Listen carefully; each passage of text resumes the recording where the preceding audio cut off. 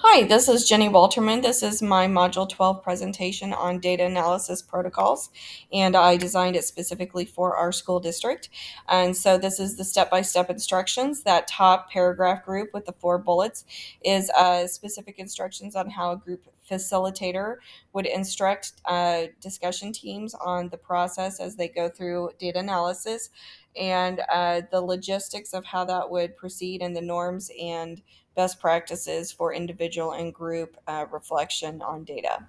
And then the five-step process for the data analysis that a facilitator would go through step by step, read each question, and then give the group time to work, 10 minutes for individual reflection, and then 20 minutes for groups.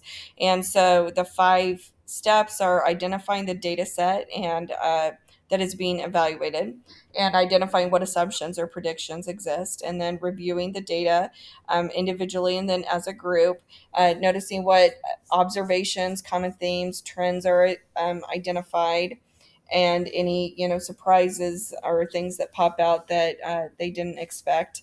And then organize the data themes by groups and subgroups, and kind of just drill down and start to dig deeper and figure out what kind of conclusions they can draw based on the different identified themes and what questions they still have, what kind of information is missing, or what do you still need to know.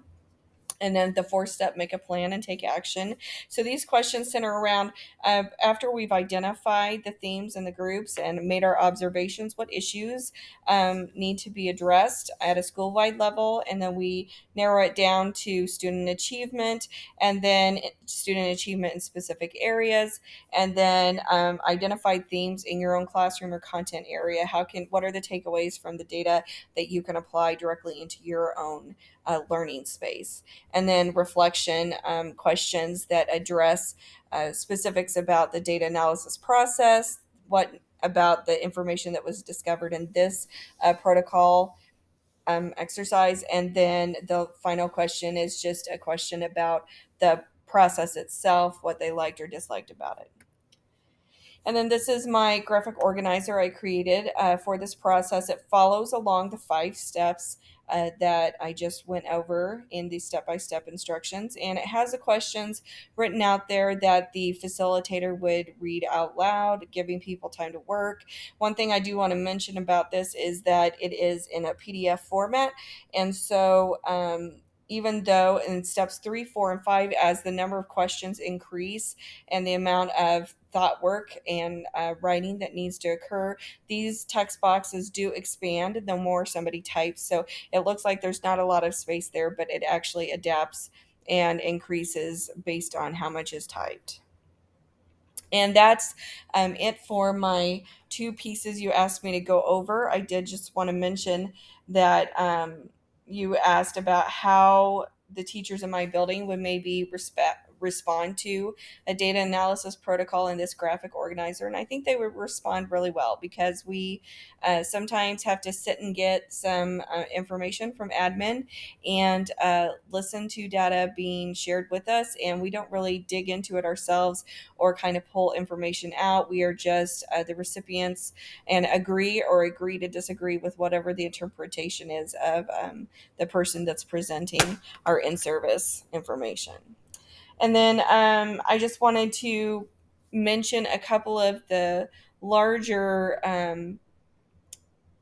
learning points that I have gleaned from this course, which, number one, right off the bat in module 1, about how everything is measurable and that we need to be paying attention to data more, and that teachers need to be fluent in data analysis and need to treat it as something that can help make their teaching better, their classroom better, their student achievement improve, and embrace it that way. And so hopefully as a future administrator, I will be able to build that kind of tone and atmosphere in my building.